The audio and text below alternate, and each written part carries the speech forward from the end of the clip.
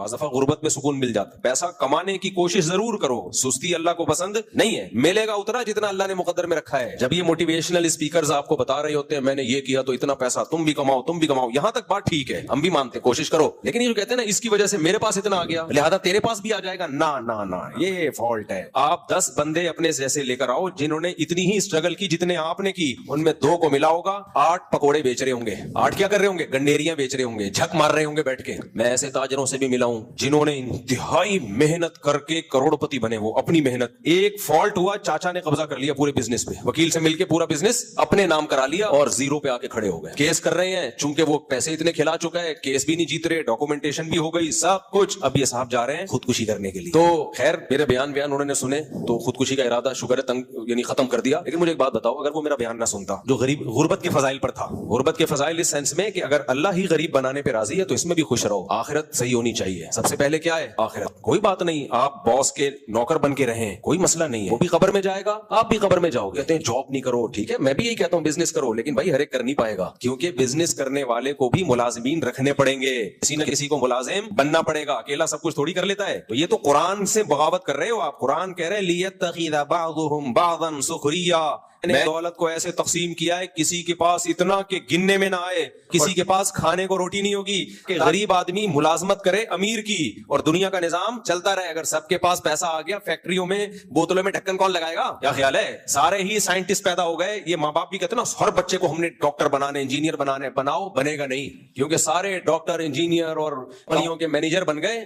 بوتلوں میں کمپنیوں میں ڈھکن کون لگائے گا بیٹھ کے؟ کچھ لوگوں کی بوتل کا کام کیا ہوتا ہے, کیا لگا رہے ہوتے ہیں ڈھکن, یہ بزنس جاب ہے ان کی. آپ کہہ سکتے ہو تو مشینیں آ گئی ہیں, تو مشین کا بٹن دبانے کے لیے کوئی چارٹرڈ اکاؤنٹنٹ تھوڑی آئے گا, وہ بھی تو کوئی ملازم ہی رکھا جائے گا نا. بہت دیکھ رہا ہوں میں یوٹیوب پہ نا آج کل ریلیں آ رہی ہیں, پیسہ کماؤ پیسہ ہی سب کچھ ہے, ہم تو حرم میں جا کے بھی دعا مانگتے ہیں پیسہ دے دے بس, پیسہ ہی پیسہ ہی پیسہ ہی. یہ وہ لوگ ہیں جن کے پاس پیسہ آیا اور ان کی کھوپڑی بول لو نا آؤٹ ہو گئی, کھوپڑی خراب ہو گئی. ان کو دیکھ کے تو لگتا ہے نہ ہے پیسہ بھائی, ہماری کھوپڑی ایسی خراب نہ ہو جائے. ایسی ترغیب جس سے غریب ڈپریشن میں جانا شروع ہو. آپ کہہ سکتے ہو وہ اپنی نااہلی سے غریب ہے, کچھ لوگ اپنی نااہلی سے ہوتے ہیں, ان کو تو چلاؤ رکھ کے جا ماں باپ پہلے سے لگا رہے ہوتے ہیں, گھر میں پڑا رہتا ہے اٹھتا نہیں ہے. بہت سے لوگ دنیا میں ایسے ہیں, رہیں گے ہمیشہ. تو آپ سے زیادہ محنت کریں گے, آپ سے زیادہ ذہین ہوں گے, پھر 2 ٹکے کا پیسہ ان کے پاس نہیں آئے. قرآن ایسے ہی تھوڑی بار بار کہہ رہا ہے یبسط الرزق لمن یشاء, جس کے لیے چاہتا ہوں روزی کے دروازے کھول دیتا ہوں, یقبض جس کے لیے چاہتا ہوں رزق کے دروازے بند کر دیتا ہوں. میں نے تو ایسے لوگ بھی دیکھے ہیں کچھ بھی نہیں کر کے بہت کما لیا, لکھ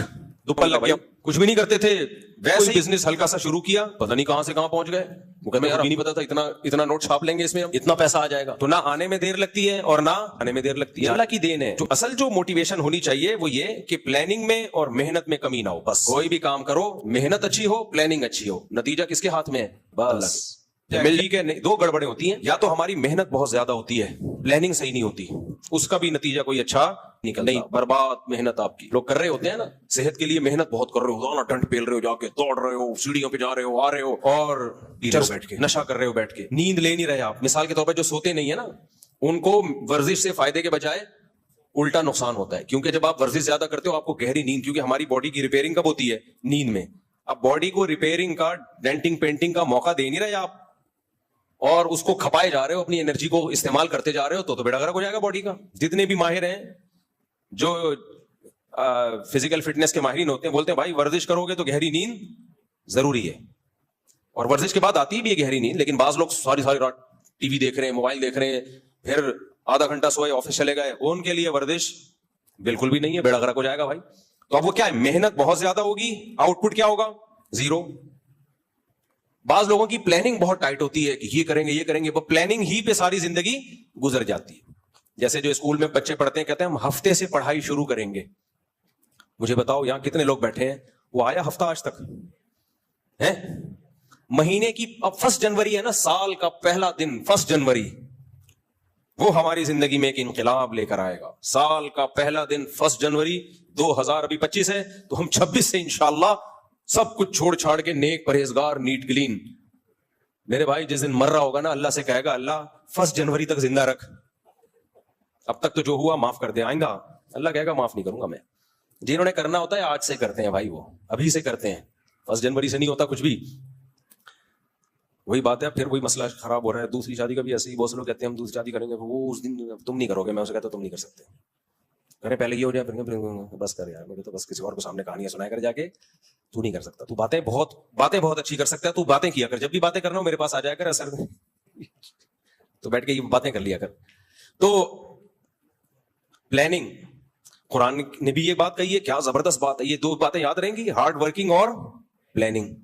پلاننگ اچھی ہو اور ہارڈ ورکنگ، یہ اپنی طرف سے نہیں کہہ رہا، قرآن کہہ رہا ہے۔ دیکھو قرآن کیا کہتا ہے، الذین ضل سعیہم فی الحیاۃ الدنیا وہم یحسبون انہم یحسنون صنعا۔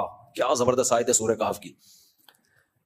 جیسے دنیا میں بہت سے لوگوں کی محنت ضائع ہوتی ہے کیونکہ ہارڈ ورکنگ اسٹرگل بہت ہے، پلاننگ کے بغیر ہے، سوچے بغیر ہے، اللہ کہتے ہیں ایسے ہی بہت سے لوگ دنیا میں بہت محنت کرتے ہیں جنت کے لیے، جائیں گے جہنم میں۔ الذین ضل سعیہم، یہ وہ لوگ ہیں جن کی کوششیں ضائع ہو جائیں گی۔ اگر انہوں نے جنت کی کوشش ہی نہ کی ہوتی تو اللہ کہتا کہ یہ کہتا کہ ان کی کوشش ضائع ہوگی، بولو نا آپ لوگ، اللہ کہتا کہ ان کی کوششیں ضائع ہوں گی، کہتا نا؟ اس کا مطلب کوشش بہت کی انہوں نے، اور کی بھی کس کے لیے؟ قرآن کہہ رہا ہے یہ کوشش انہوں نے کی جنت کے لیے، لیکن قرآن کہہ رہا ہے ان کی یہ کوششیں یعنی اسٹرگل، ہارڈ ورکنگ، یہ کوشش اور محنت ہونے کے باوجود برباد۔ اور اللہ کہتے ہیں وَهُمْ يَحْسَبُونَ أَنَّهُمْ يُحْسِنُونَ صُنْعًا، یہ دنیا میں سمجھتے رہے ہم جو کوشش کر رہے ہیں اتنا خدا کو خوش کرنے کے لیے، جنت کے لیے اتنی کوششیں کر رہے ہیں، بہترین کام ہم کر رہے ہیں، یعنی يَحْسَبُونَ أَنَّهُمْ يُحْسِنُونَ صُنْعًا، ان کا اپنا نظریہ بھی یہی تھا کہ ہم صحیح کام کر رہے ہیں۔ دیکھو ایک گمراہ وہ ہوتا ہے جس کو پتا ہو کہ میں غلط کر رہا ہوں پھر بھی غلط کر رہا ہوں، وہ تو سمجھ میں آتا ہے گمراہ، لیکن وہ بیچارہ تو یہ سمجھ رہا ہے کہ میں جو کام کر رہا ہوں اس سے اللہ خوش ہو رہا ہے، اور اللہ بھی خوش ہو رہا ہے، اور جنت بھی ملے گی، نیک کام ہو رہا ہے، اور پھر اس کو صحیح سمجھ کے اس میں زندگی کھپا دے، لیکن اللہ کہہ رہے ہیں جائے گا کہاں؟ جہنم۔ وجہ اس کی ہے کہ ایک بہت بڑا فالٹ تھا۔